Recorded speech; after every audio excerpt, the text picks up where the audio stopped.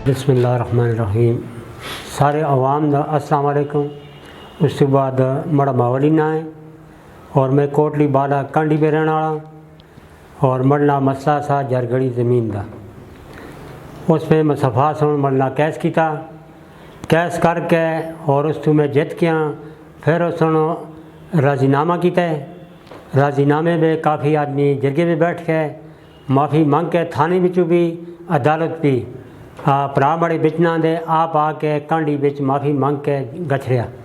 उस तो बाद अपने भरा आन के बड़े भरा आन के बड़े दरख्तियार छुड़े और फिर ज़मीन जिस आज़ाद हो गई ट्रैक्टर लेके गया जुल के मैं ज़मीन राह छुड़ी। राह के वापस आ गया और इन्हें शरीफ से बदनामी ला छुड़ी यार कब्ज़ा कर गया है।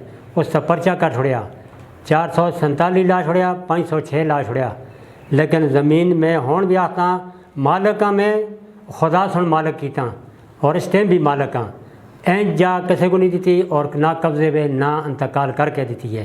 सारी जगह मड़े कोल है।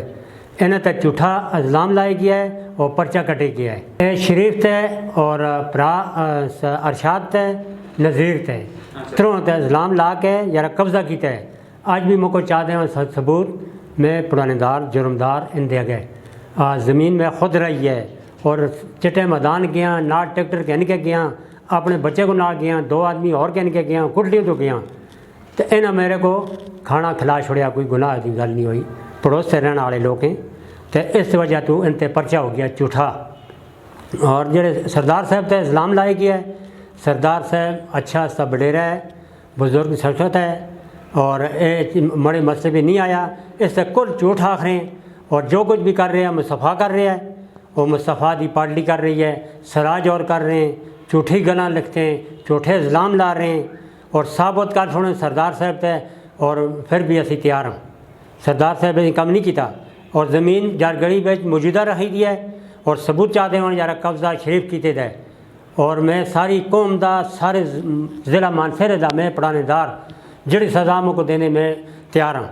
लेकिन साबुत करके मुझको चाहते हूँ ये गोंडे और गोंडियाँ तो मुझको जान नहीं छुटती और ज़मीन कब्ज़ा करना चाहते ओन बड़े भरा ला के उस पिछू का पा छोड़िया और फिर असी आप भरा लड़ा छोड़िया। जायदाद में असी भरा 4 अल खुदा के सामने शराकत क्यों भरावां की जायदाद है। लेकिन यह मुस्तफ़ा सुन लड़ा के असी इस हद को पहुँचा छोड़िया। अज मैं फिर बयान दे रहा पहला भी मैं आया सा अज दोबारा मैं फिर बयान दे रहा और झूठी गल कोई भी नहीं सच्ची है। पहले भी मैं सच्ची फिर सारी अवाम सुन बड़े नाल मदद की है। मैं शुक्रगुजार हाँ। थाने बिच हुई है शनक्यारी बटल सुचो साहब अनवर साहब इन्हें मरना तावन की है नदीम साहब सुन की है और बफे तो हुई है सब में DPO साहब की हुई है। मुझको बड़ा हक मिले है। हक मिल के होन बड़ा हक मुस्तफ़ा फिर मार रहा है। लिहाजा मेरी फिर अपील है और मड़े हक ते फैसला होना पकार है। अच्छा जब मैं राह छोड़ी उस बाद जी है धमकी देना लग गए वो तो आ गया सी मारसा इत्थे ही दबसा ये धमकियाँ इससे गोंडे नाल राह बंद होंदा है।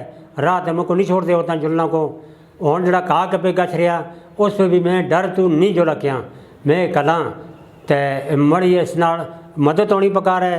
बटल थाने की भी होए शनक्यारी थाने की भी होए बफे थाने की भी होए। मैं एक मुसाफिर हाँ धमकी दे रहा या आज या कल रात मेरे को कत्ल होने का डर है मेरे को कर रहे हैं और प्रोग्राम यही बन गया है। ज़मीन जड़ी है बड़ा हक है बड़ी पीप दादी की है असें 4 भरावां की है तो इससे मेरे को कत्ल कर रहे हैं तो मरना मदद होनी पकार है। सरदार साहब का जो कुछ इल्ज़ाम लगे है इसकी तशरीह होनी इंक्वायरी होनी पकार है। मैं फिर अपील कर रहे हैं सरदार साहब की मतलब है इस गल की अपील होनी पकार है वो इससे इंक्वायरी हो जुड़ा है। ये कुल झूठी है कुल गोंडे जड़े हैं तो ये इल्ज़ाम ला रहे हैं उससे ये कोई बड़े नाल नहीं।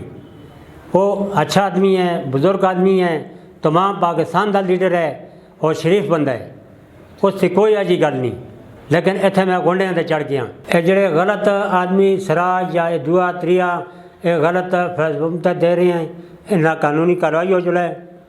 ये गलत इज्जतदार लोगों के इल्ज़ाम लाने फौज बिक हर वक्त देने लगे थे और इसकी कार्रवाई हो जुड़ा है। ये सारे लोग जड़े हैं इन्हों को कवर कर छोड़ो ये गलत इल्ज़ाम ला रहे हैं। मैं महकमे से अपील करदा और इन्हां लोगों से कानूनी कार्रवाई हो जुड़े।